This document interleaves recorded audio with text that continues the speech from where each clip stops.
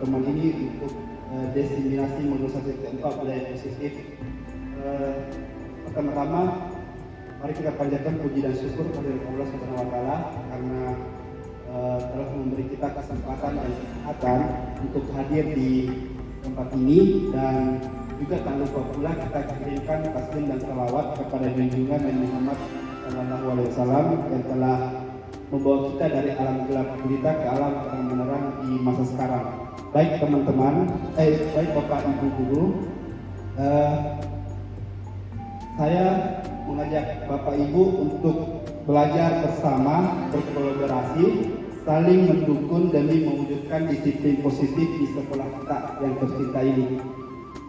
Bapak Ibu, pertama kita harus tahu tujuan pendidikan kita.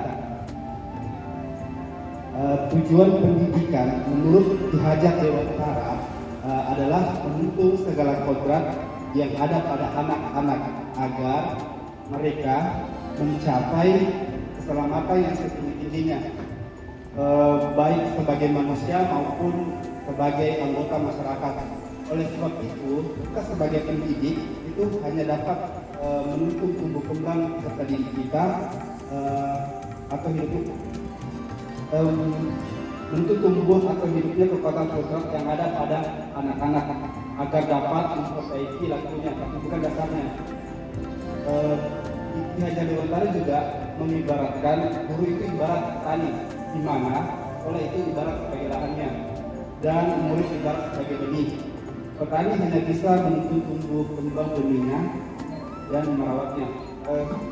Dasarnya kayak gini, kita kan guru akan menghadapi beberapa murid yang murid itu sudah memiliki kodrat masing-masing, sudah memiliki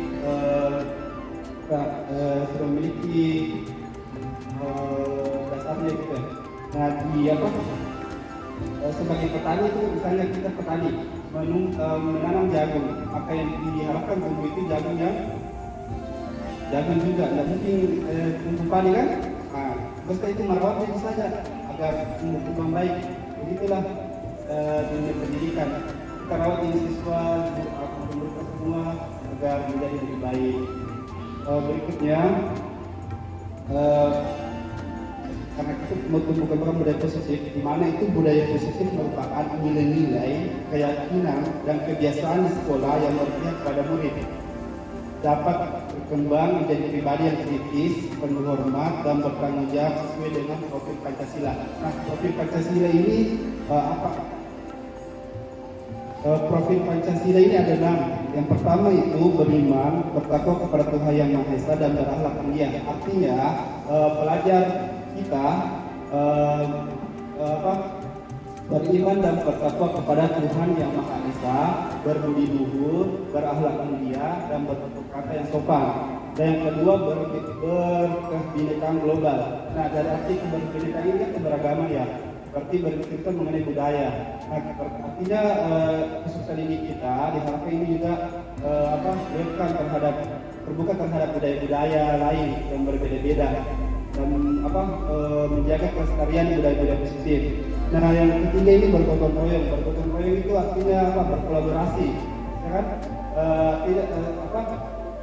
Murid kita diharapkan dapat berkolaborasi dengan pihak-pihak lain untuk mencapai tujuan yang baik. Dan yang keempat ini kreatif. Artinya pelajar Indonesia diharapkan dapat membuat atau mencipta sebuah inovasi yang kreatif untuk pendidikannya. Dan yang berikutnya itu bernalar kritis. Ini ada kaitannya dengan berpikir ya. Artinya itu pelajar Indonesia mampu berpikir secara objektif, baik secara kualitatif dan kualitatif mengenai dan memulai informasi yang didapatkan dan dapat menarik sebuah kesimpulan dari informasi yang diolahnya tadi. Kemudian mandiri. Nah, mandiri berarti dia kalau mandiri itu kayak bahasanya kayak gimana? Mampu lah dirinya sendiri bertanggung jawab. Dia intinya apa yang diperbuat dia bisa bertanggung jawab dan apa yang dia lakukan. Nah, itulah tadi 6 profil pelajar Pancasila. Kemudian yang berikutnya konsep utama budaya positif. Nah, konsep budaya positif ini ada 7. Yang pertama, paradigma belajar, disiplin positif, kebutuhan dasar manusia, motivasi perilaku manusia, posisi kontrol, keyakinan kelas, dan segitiga restitusi. Yang pertama ini perubahan paradigma belajar. Dalam membangun budaya positif di sekolah dapat menyediakan lingkungan yang positif, aman, dan nyaman agar siswa mampu berpikir, bertindak, dan mencipta, dan merdeka, mandiri, dan bertanggung jawab. Disiplin sangat berkaitan dengan kontrol guru terhadap siswa. Terus apa ini makna dari disiplin? Nah, dilihat dari asal bahasa Latin, yaitu disiplina, yang berarti belajar. Kata disiplin juga ini sering dihubungkan dengan hukuman, padahal itu sangat berbeda. Karena belajar tentang disiplin positif tidak harus dengan memberi sebuah hukuman, justru itu adalah hal yang sangat suatu alternatif terakhir, dan bila perlu jangan. Di dalam budaya kita, makna kata disiplin itu dimaknai menjadi sesuatu yang dilakukan seseorang pada orang lain untuk mendapat sebuah kepatuhan. Biasa kan di lingkungan kita ini biasa hukum murid, karena kita sering murid itu patuh dengan aturan yang telah dibuat. Kita cenderung menghubungkan kata disiplin dengan ketidaknyamanan, bukan dengan apa yang kita hargai.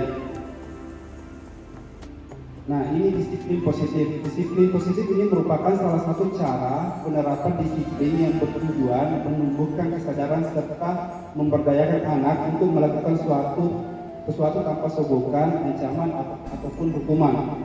Sebagai pendidik, tujuan kita adalah menciptakan anak-anak yang memiliki disiplin dari diri sehingga mereka bisa berperilaku dengan mengacu pada nilai-nilai kebajikan universal yang memiliki motivasi intrinsik, bukan ekstrinsik. Kebajikan universal itu misalnya bertanggung jawab, menjaga sopan santun, dan sebagainya. Nah, kita harap juga memiliki motivasi yang berada dalam dirinya atau ekstrinsik, bukan dari luar. Nah, kalau pemberian hadiah itu kan dari motivasi dari luar ya. Kalau ekstrinsik itu misalnya dia berkomitmen dalam dirinya untuk menjadi lebih baik. Berikutnya, ada kebutuhan dasar dari manusia, ada 5. Yang pertama itu kebutuhan bertahan hidup, yang kedua cinta dan kasih sayang, kebebasan, kesenangan, dan kekuasaan. Yang pertama itu kebutuhan bertahan hidup. Nah, kebutuhan bertahan hidup ini merupakan kebutuhan yang bersifat psikologis. Untuk bertahan hidup misalnya kesehatan, rumah, dan makanan itu hal yang memang perlu lah untuk kita, wajib. Nah, biasanya kasusnya yang ada di sekolah, misalnya terjadi di sekolah ialah ada anak-anak yang minta bekal kepada temannya. Nah, selidik demi selidik diketahui bahwa anak tersebut ternyata tidak disediakan makanan oleh orang tuanya dalam sekolah sehingga dia lapar. Nah, itu kan kebutuhan bertahan hidup. Atau contoh lain, misalnya ditemui teman murid yang kita sudah masuk, tapi anak ini baru masuk, kita sudah di kelas ya, baru masuk, dia baru datang juga di kelas, katanya dia dari kantin, dia makan, dan biasanya itu dia tidak sarapan di rumahnya. Jadi ini masuk juga kasus kebutuhan memenuhi kebutuhan hidup. Yang kedua ini kasih sayang dan rasa diterima. Sama halnya kita ini perlu kasih sayang dan cinta oleh keluarga, anak-anak juga demikian, murid kita juga demikian. Nah, kasus pada umumnya anak-anak yang memiliki kebutuhan dasar kasih sayang dan rasa diterima yang tinggi ini disukai dan diterima oleh lingkungan dengan baik. Biasanya anak akan semangat untuk belajar karena suka pada gurunya. Teman sebaya sangat penting bagi mereka. Mereka juga biasanya suka bekerja dalam kelompok. Anak-anak yang butuh kasih sayang dan rasa terima itu lebih suka kalau dikelompokkan, karena di situ dia bisa berinteraksi dengan teman-temannya secara lebih dekat. Bagaimana dengan kasusnya? Biasanya itu terjadi di sekolah, misalnya ketika ada seorang anak yang membuat masalah. masalahnya dibuat itu untuk mendapat perhatian dari teman, guru maupun orang tuanya.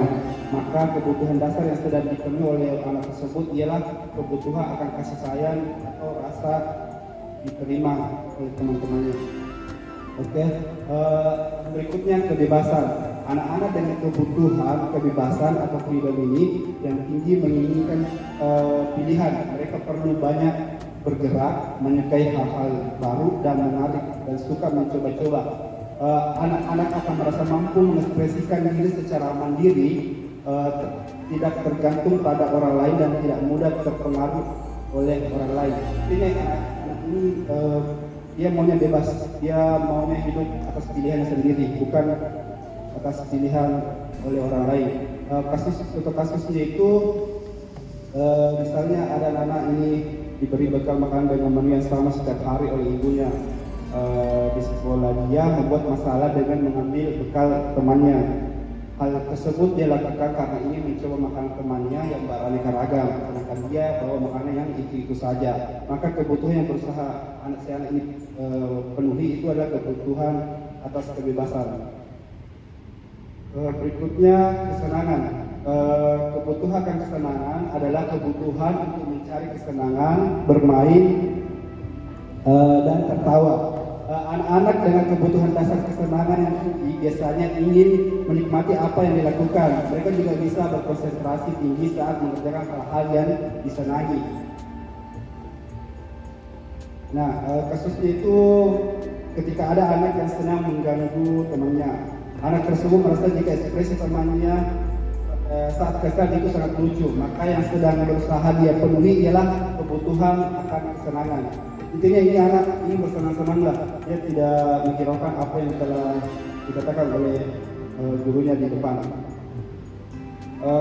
Kebutuhan penguasaan, kebutuhan penguasaan atas kemampuan yang berhubungan dengan kekuatan yang mencari sesuatu, yang menjadi kompeten, menjadi terampil, diakui atas prestasi dan keterampilan yang dimiliki, dapat membuat pencapaian dihormati, didengarkan, meninggalkan pengaruh dan memiliki rasa harga diri. Anak-anak yang memiliki kebutuhan dasar akan penguasaan yang tinggi biasanya selalu ingin menjadi pemimpin.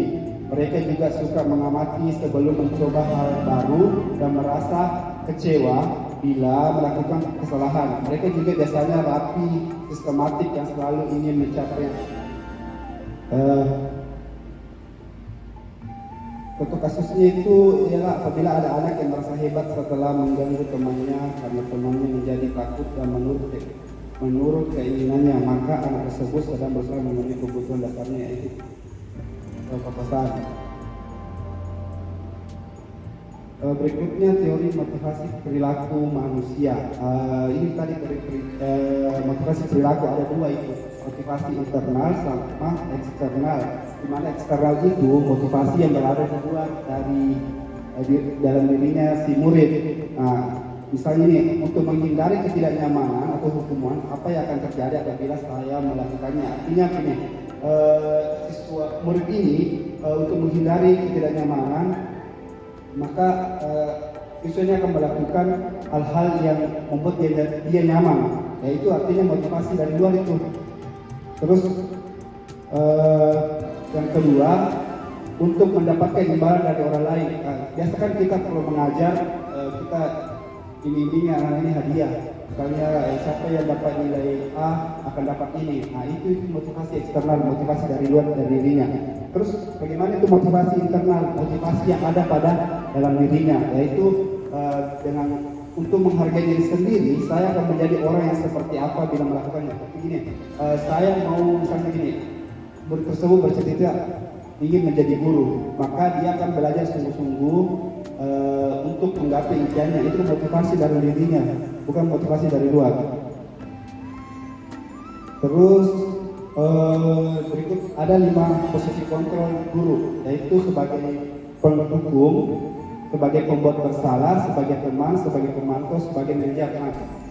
Kita sebagai guru perlu paham ini 5 posisi kontrol kita. Yang pertama sebagai penghukum.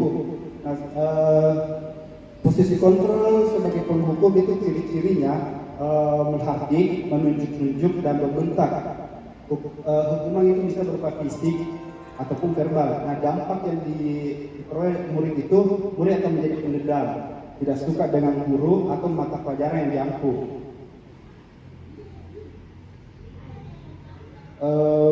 Biasa kan kalau kita sebagai guru mendapat kesalahan, mendapat murid kita berbuat kesalahan, biasanya kita akan menghardik itu murid kan dengan menunjuk-nunjuk, membentaknya, serta dari itu kita memberi hukuman. Hukumannya itu mungkin dia lari ke di lapangan atau push-up dan sebagainya. Nah, dari hal itu pasti murid akan merasa dendam kepada kita, terus otomatis dia akan tidak suka dengan mata pelajaran yang kita bawakan, meskipun mungkin mata pelajaran yang kita bawakan itu menyenangkan bagi murid-murid lain. Terus ada sebagai pembuat kesalahan, ciri-ciri itu suaranya cenderung lembut, namun kata-katanya itu menyerahkan murid. Intinya dia juga memang caranya lembut, baik, tapi dari kata-katanya itu selalu salahkan ini anak. Kamu itu misalnya gini, contohnya misalnya gini, ada anak salah, terus kita panggil, kita bicara baik-baik, tapi kata-kata itu kayak selalu menyalahkan. Kenapa kamu lakukan itu? Dijawab nih, terus kamu tidak itu salah. Kalau kamu lakukan itu saya juga dihukum. Nah, anak ini kan merasa bersalah. Kalau kita ini, ternyata guru juga dihukum. Nah, itu salah itu. Terus yang kedua, guru akan mengatakan hal-hal yang merasa kesalahannya selalu ada pada murid.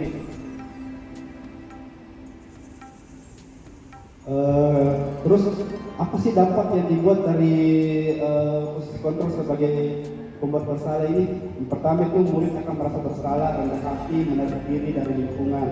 Itu dia tidak semangat lagi ya. Terus yang ketiga sebagai teman. Nah, ini biasa beberapa teman guru yang lain biasa melakukan hal ini. Suara guru itu ramah, makanya mungkin biasa ya melakukan ini, cenderung bersenda gurau untuk menghangatkan suasana, sering bercanda sama murid-murid kan. Terus dampak yang diperoleh akan bergantung pada satu orang saja. Terus murid tidak mandiri dan tidak bisa berpikir untuk dirinya sendiri. Yang terakhir ini adalah posisi sebagai pemantau. Yang keempat ini ciri-ciri itu bersuara datar, tidak emosional, tidak bersenda gurau atau menggunakan suara tinggi. Terus yang kedua, mengawasi murid saat diberi sanksi. Dampak itu murid tidak sepenuhnya mandiri. Nah, yang terakhir posisi sebagai manajer. Nah, ciri-cirinya itu bersuara netral, tidak emosional, tidak terlalu ramah, dan tidak bernada tinggi. Guru dengan tulus mengajukan pertanyaan bermakna. Ada empati ini, murid merefleksikan kesalahannya, percaya diri, dan dapat memecahkan sebuah masalahnya. Seperti mungkin yang kita ketahui, manajer itu kayak mengarahkan saja. Jadi di posisi sebagai manajer ini, kita sebagai guru mengarahkan siswa yang melakukan sebuah kesalahan untuk mencari solusinya sendiri atas kesalahan yang dibuat. Jadi dia akan lebih bertanggung jawab atas apa yang telah diperbuatnya. Berikutnya keyakinan kelas. Nah, keyakinan kelas ini berisi beberapa aturan untuk membantu guru dan murid kerjasama membentuk kegiatan belajar mengajar yang efektif di kelas. Yang kedua, menciptakan pembelajaran yang berpusat pada murid, memunculkan keterlibatan murid dalam menentukan kelas yang diimpikan sehingga murid lebih bertanggung jawab akan keputusan mereka, menumbuhkan komunikasi efektif antara murid dan guru. Nah, keyakinan kelas ini perlu sebenarnya dibuat di kelas masing-masing pengajar tentang apa yang diinginkan murid itu mengenai suasana belajar yang diinginkan sehingga pembelajaran kita lebih efektif. Berikutnya ada langkah-langkah membuat kesepakatan kelas. Yang pertama itu kita tanya ini pendapat murid bagaimana bagaimana suasana kelas yang diinginkan. Terus yang kedua menulis kesepakatan kelas dalam poster atau menulis di kertas lah. Yang ketiga ambil kesimpulan dari murid, terus ubah dari kesimpulan yang tadi yang dibuat tadi, ubah jadi kesepakatan kelas, kemudian kesepakatan yang ditandatangani oleh murid dan guru dipajang di kelasnya masing-masing. Jadi murid-murid ingat bahwa kita sudah membuat sebuah kesepakatan dan kesepakatan itu harus dipatuhi. Berikutnya ini kesepakatan kelas dari kelas 11 MIPA 2. Yang ketiga restitusi. Yang terakhir maksudnya. Segitiga restitusi ini terdiri dari 3 tahap, yaitu memvalidasi kebutuhan, menanyakan keyakinan, dan menstabilkan identitas. Ini bisa kita lakukan jika ada siswa bermasalah. Yang pertama itu menstabilkan identitas. Ini bertujuan untuk mengubah anak yang merasa gagal karena berbuat salah menjadi positif bagi dirinya. Nah, anak mencoba untuk memenuhi kebutuhan dasarnya, namun ada benturan. Kalau kita mengkritik dia, maka kita akan tetap membuatnya dalam posisi gagal. Ini beberapa pertanyaan yang kemungkinan Bapak Ibu bisa ajukan ke anak-anak yang berbuat salah itu. Yang pertama, berbuat salah itu hal yang manusiawi. Tidak ada manusia yang sempurna. Bapak Ibu juga pernah berbuat salah. Kita pasti bisa menyelesaikan permasalahan ini dan sebagainya. Berikutnya, memvalidasi tindakan yang salah, yaitu membantu siswa mengenali kebutuhan yang ingin dipenuhi ketika melakukan kesalahan. Setiap tidak lakukan dengan suatu tujuan, yaitu memenuhi kebutuhan dasar. Tujuan untuk menunjukkan bahwa guru memahami alasan dibalik tindakan murid. Nah, tujuannya untuk memvalidasi tindakan yang salah ini, kita sebagai guru bertujuan murid tersebut paham bahwa kita ini sebagai gurunya memahami tindakan yang telah diperbuat itu. Kemungkinan pertanyaan yang mungkin kita ajukan kepada murid tersebut yaitu, kamu bisa saja kan melakukan hal yang lebih buruk, tapi kamu tidak melakukannya. Kamu pasti punya alasan mengapa melakukan hal tersebut. Apa yang penting bagi kamu, kamu boleh tetap berusaha menjaga sikap itu, tapi tambahkan sikap yang lain yang baru, yang lebih baik, dan pertanyaan-pertanyaan yang lain. Yang ketiga ini menanyakan keyakinan. Nah, ketika identitas sukses telah tercapai di langkah pertama dan tingkah laku yang salah telah divalidasi di langkah kedua, maka anak-anak atau murid kita ini akan siap dihubungkan dengan nilai-nilai yang telah dia percaya, yang telah dia buat di kesepakatan kelasnya, dan berpindah menjadi orang yang dia inginkan. Kemungkinan pertanyaan yang kita bisa ajukan yaitu, apa nilai yang Anda percaya di kelas atau di sekolah? Nilai-nilai universal apa yang telah kita sepakati? Kelas yang ideal seperti apa sih? Kamu ingin menjadi anak seperti apa? Apa yang kamu rasakan ketika kamu melakukan itu menjadi orang seperti apa?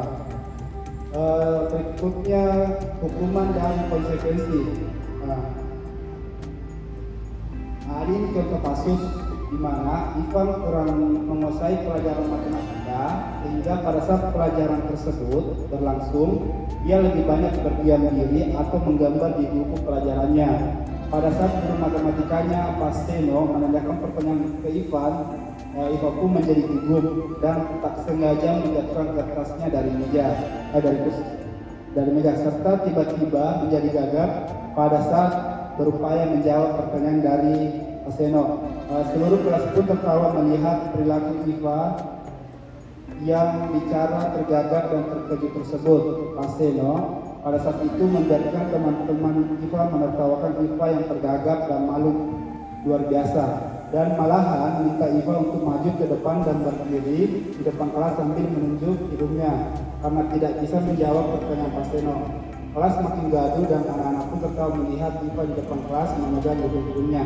Baik Bapak Ibu, apakah Anda setuju dengan tindakan Pak Seno terhadap Iva? Tidak. Kalau tidak, mengapa? Karena guru hukum.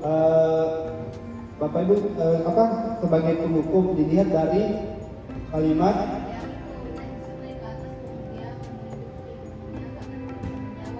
ya.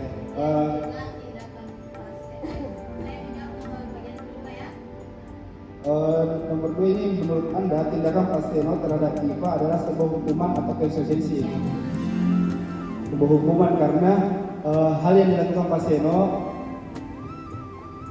apa?